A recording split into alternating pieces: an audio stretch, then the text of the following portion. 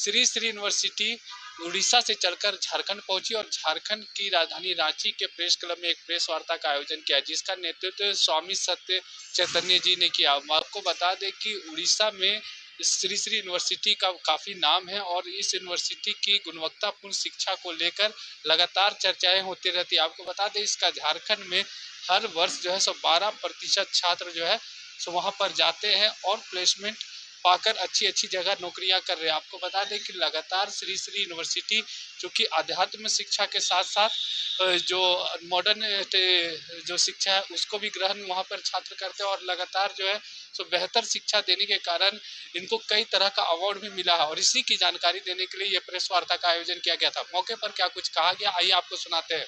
सरकार से बातचीत चल रही है, अगर हमें स्थान मिलेगा हम जरूर खोलेंगे। बिल्कुल, हम उसके लिए बिल्कुल प्रयत्नशील है और जरूर करेंगे। कोई डाटा है आपके पास झारखंड के कितने स्टूडेंट आपके यहाँ स्टडी कर रहे होंगे? पूरे अगर परसेंटेज लिया जाए तो अराउंड 10 to 12% बच्चे हमारे झारखंड से आते हैं अभी राइट नाउ। कोई प्लेसमेंट का कुछ ऐसा? प्लेसमेंट हमारा चल रहा है ऑलमोस्ट 100% प्लेसमेंट। अभी तो प्लेसमेंट सीजन चल ही रहा है। जैसे बताया पंकज जी ने, 50+ कंपनीज ऑलरेडी आके जा चुकी हैं। तो हम लोग दो तरीके से प्लेसमेंट का करते हैं। केवल हम उनको प्लेसमेंट केवल नौकरी नहीं देना चाहते। नौकरी तो क्योंकि आजकल के समय आपको पता है, अगर नौकरी मिलती है, जैसे आपको सब्जी खरीदनी है, दो जगह खरीद सकते हो। एक है फार्म गेट पे, यानी कि जहां पे फार्म है वहीं पे चले गए किसान से, आपने 5 रुपए में खरीदे। दूसरा तरीका है आप किसी रिटेल शॉप में आप लेते हो, वही 5 रुपए का 15 रुपए में मिलता है। तो हम स्टूडेंट को ये समझाते हैं कि अपने आप को इतना स्किल करो, अपने आप को इतना मजबूत करो कि तुम 5 रुपए में मत बिको, तुम 15 रुपए के लिए तुम उपयुक्त हो, तुम उसके लिए अपना जारी रखो, अपने को स्किल उतना डेवलप करो। तो उसके लिए हम उनको प्रेरित करते हैं और जो भी स्किल हो सकता है उनको देने का, उसके लिए हम प्रेरित रहते हैं कि उनको हम वो देते रहें। अभी जैसे एडमिशन सीजन, प्लेसमेंट हो गया, बहुत सारे बच्चों का प्लेसमेंट हो गया, लेकिन फिर उसके बाद हमने कहा कि सैप से हमारा स्किल कंपोनेंट काफी अच्छा हम लोग वहां पे डेवलप किए हुए हैं। तो एनएसडीसी के तरफ से, उड़ीसा गवर्नमेंट के तरफ से सैप की ट्रेनिंग आ रही थी। हमने उनको सैप ट्रेनिंग में बिठा दिया ताकि अभी कुछ बच्चे जो नौकरी कर भी रहे थे, अभी हमने कंपनी से बात करके डिले कीजिए, ये स्किल हम उनको ऐड करेंगे ताकि उनको जो पैसे मिल रहे थे, मान लीजिए 8 या 9 लाख का उनको पैकेज था, अब वो बढ़ के तुरंत 12 लाख हो जाएगा। तो हम वो स्किल हमेशा ऐड रखते हैं, चाहे वो निकल भी जाए, उसके बाद भी हम कंटिन्यूअस इंप्रूवमेंट, कंटिन्यूअस लर्निंग में हमारा काफी उस तरफ प्रेरणा रहती है कि बच्चे उस पर लगे रहे।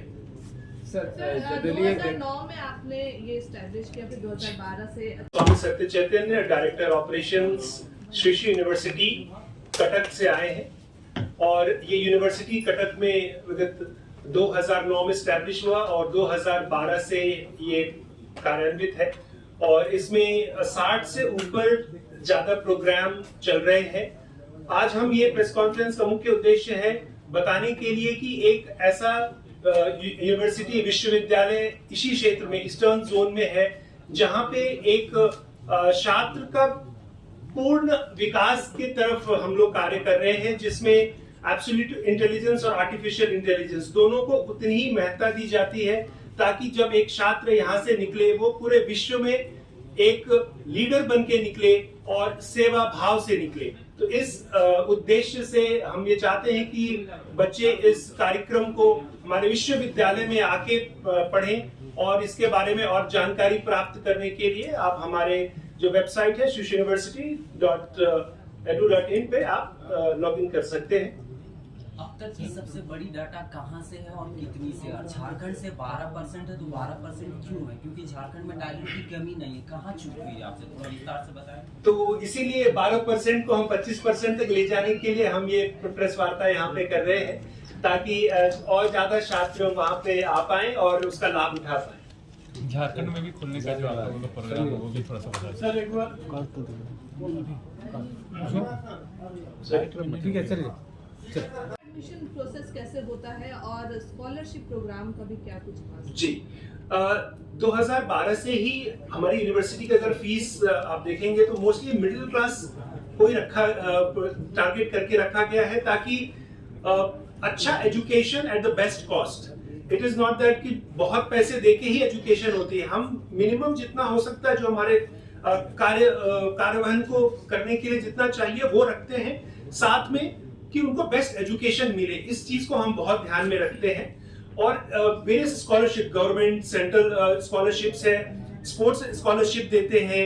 कोई बच्चा अपने क्षेत्र में काफी अच्छा उसका मार्क्स है, उससे रिलेटेड हम स्कॉलरशिप्स है, तो 25 से 30 तरीके के स्कॉलरशिप्स हम लोग देते हैं। गवर्नमेंट इस साल भी करीब 1 साल के अंदर ही जो बच्चे करीब 60 लाख रुपए से ऊपर का स्कॉलरशिप सारे बच्चों को डिस्ट्रीब्यूट किया जो उसके लिए अपेयर होते हैं। स्पेशली गर्ल चाइल्ड के लिए काफी हम लोग, जैसे नर्सिंग वगैरह में गर्ल चाइल्ड है, जीएनएम है, जो गर्ल चाइल्ड जिनकी पारिवारिक स्थिति उतनी अच्छी नहीं है, उसके लिए विशेष स्कॉलरशिप हम लोग रखे हैं कि शुरू से ही फर्स्ट ईयर से ही उनको देना शुरू करते हैं। स्कॉलरशिप की उचित व्यवस्था भी की गई है। सवाल में नहीं, थोड़ा मैं इंजीनियरिंग प्रोग्राम के बारे में थोड़ा बता दूं जो कि जरूरी है आज के दिन। Main things. One is the best of East and West, where we have technological advancement as well as the values of the East that we always acknowledge. And second is the learn, lead and serve. When we learn, if a person is just learning and he is not leading, that doesn't add value to the life. Only when the person is learning and using it to lead everybody else in helping the whole society, that's when we actually call that learning a proper learning. And then with that leading, serving, leading for our own self, for our own greed, that is not what we want, and that is what not Gurudev has stood for 45 years, more than 45 years across 180 countries. He has been mediating between different issues, for different issues. So the core has also always been to serve. So that's the core, and that's what we have always stood for, and Gurudev has stood for. So any questions? We're ready to take it right now. यहाँ पे 60 से ऊपर programmes हैं, केवल योगा नहीं है, लेकिन योगा को हर प्रोग्राम का पार्ट हमने बनाया है ताकि एक विद्यार्थी जब यहाँ से निकले तो वो केवल अपने जॉब को हैंडल ना कर पाए, अपने मन को भी हैंडल कर पाए। वो बहुत आवश्यक है।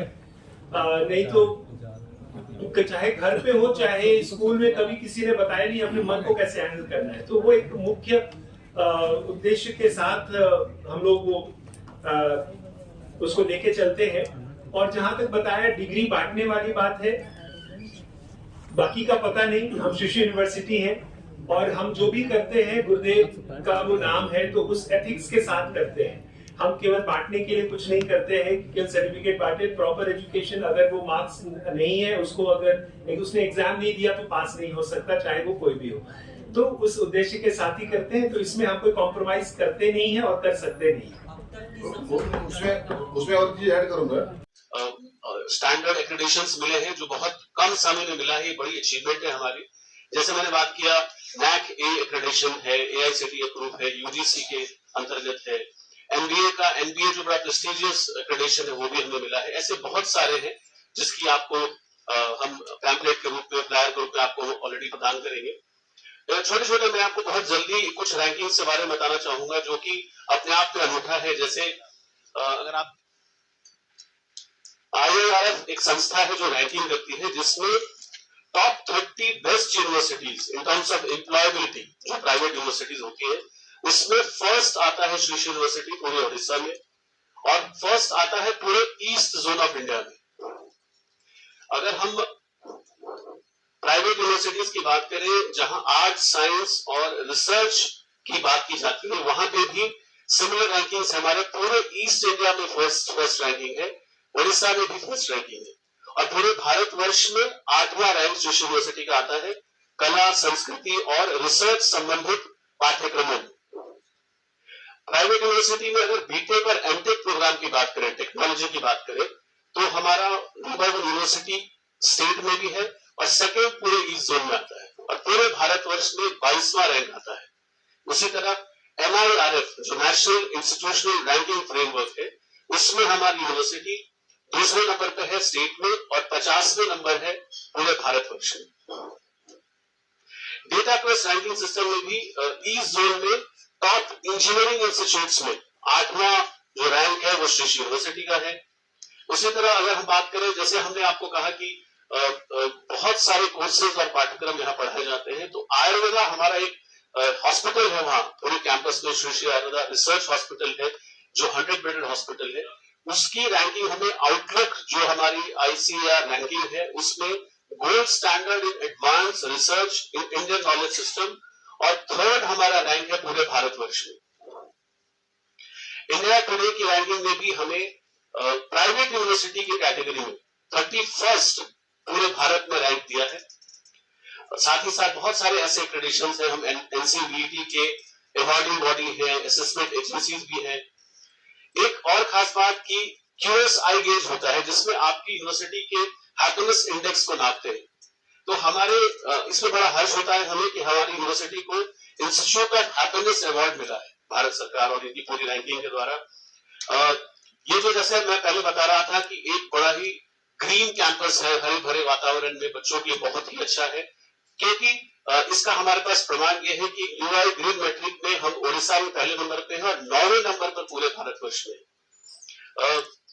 यूनाइटेड नेशन के बहुत सारे SDG होते हैं जो सस्टेनेबल डेवलपमेंट गोल्स होते हैं, उस सभी में हमारी बहुत अच्छी रैंकिंग है। ना हम बच्चों को पढ़ाते हैं, हम उन्हें ये भी सिखाते हैं कि कैसे भविष्य में आने वाली पीढ़ियों के लिए सस्टेनेबल गोल्स के तहत हम अलग अलग मापदंडों पर खड़े होते हैं। तो हम कई उसके SDGs में फर्स्ट है ओडिशा में, चौथे है भारतवर्ष में, किसी SDG में 6ठे नंबर पे है, 7वें नंबर पे है। ऐसे जहां एक बड़ी इंटरेस्टिंग बात है कि जहां पठन होता है वहां भोजन की भी बात होनी चाहिए, बच्चों को अच्छा पौष्टिक भोजन मिलना चाहिए। हाल ही में भारतीय जो ministry of health and welfare है उसकी जो अवॉर्डिंग बॉडी है FSSAI के तहत हमें 5 स्टैंडर्ड गोल्ड रैंकिंग का ईट राइट कैटेगरी में अवार्ड मिला है हमारे किचन को। हमारा कैवलिया किचन है जो अपने आप में, मैंने भी बड़ी यूनिवर्सिटी में देखा है, पढ़ाई भी की है, सेंट्रलाइज किचन है जहां पे बच्चे भी एक साथ खाते हैं, फैकल्टीज भी एक साथ खाते हैं, विशिष्ट अतिथि आते हैं उनका भोजन भी वही बनता है, हमारे वाइस चांसलर भी वही खाते हैं। तो ये जो किचन है ये इसको 5 स्टार रैंकिंग मिला। ऐसे ही कई सारे रेगुलेटरी अप्रूवल्स है, मेंबरशिप है, और आप देखें सेंटर ऑफ एक्सीलेंस के तहत हमारे यहाँ 70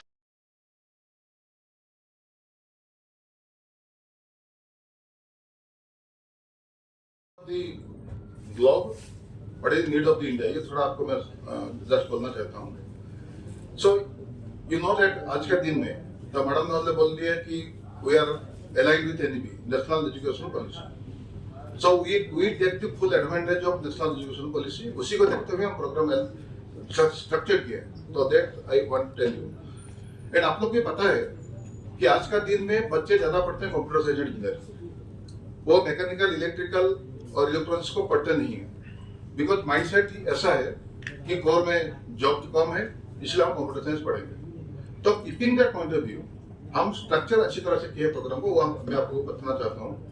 सो इंजीनियरिंग सेगमेंट में हमारा if you see in sector there are 4 sector. One is computer science and engineering, दूसरा है मैकेनिकल इंजीनियरिंग, तीसरा इलेक्ट्रिकल इंजीनियरिंग, चौथा है इलेक्ट्रॉनिक्स इंजीनियरिंग। ना उसमें फर्क क्या है? सो क्योंकि कंप्यूटर साइंस में बहुत सारी डिमांड है तो वहां पे we made so many specialisation.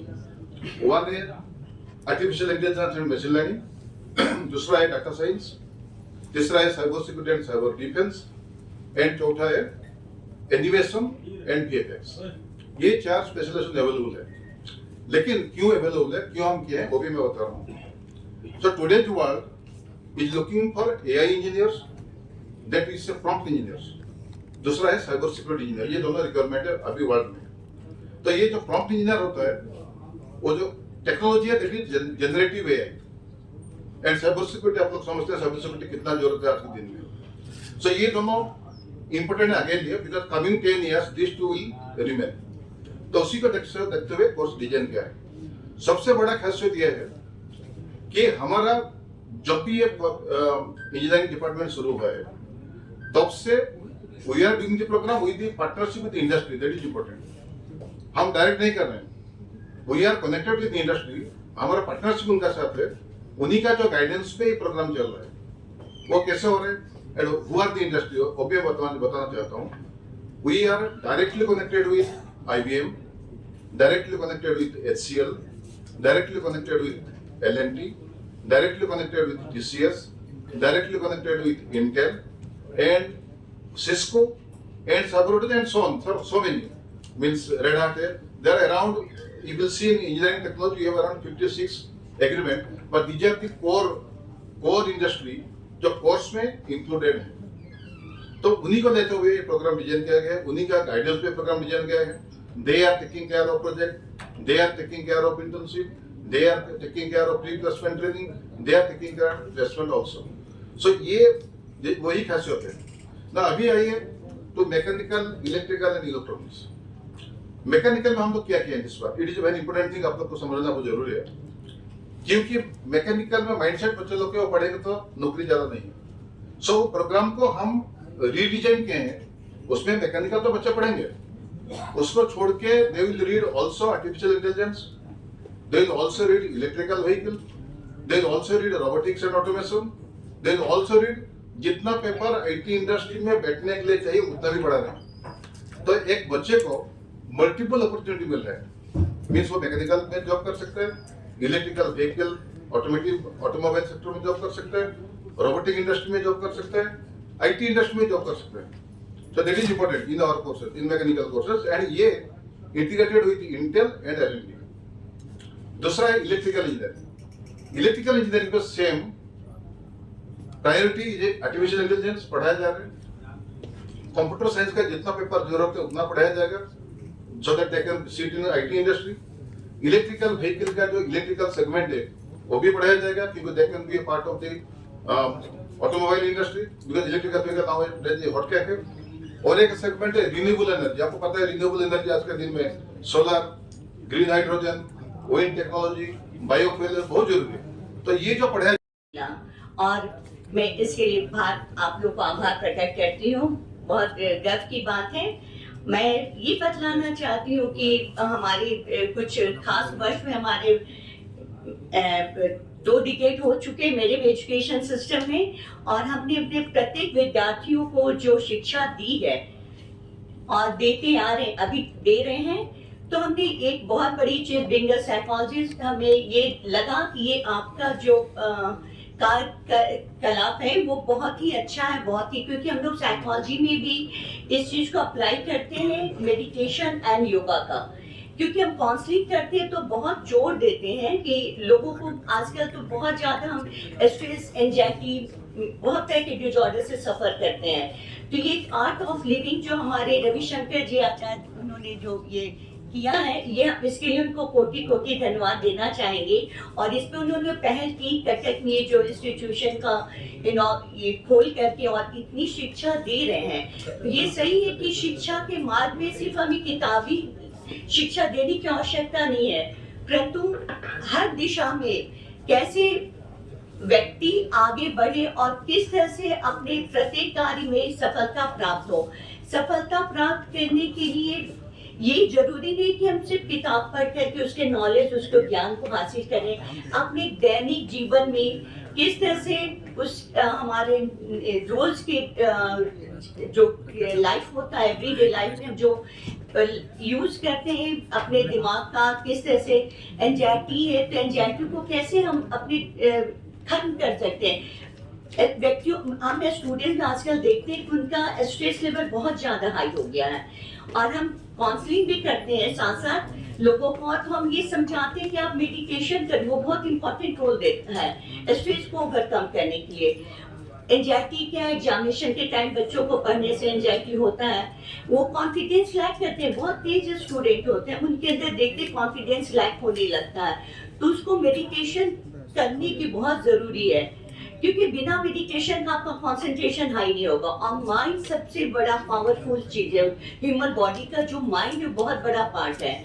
Brain तो हमारे न्यूरॉन्स हैं, हमारे नर्व्स, लेकिन माइंड उसको कंट्रोल करता है। किस तरह से माइंड हमारे ब्रेन के सारे नर्व्स को कंट्रोल करता है, और mind control influence by the meditation.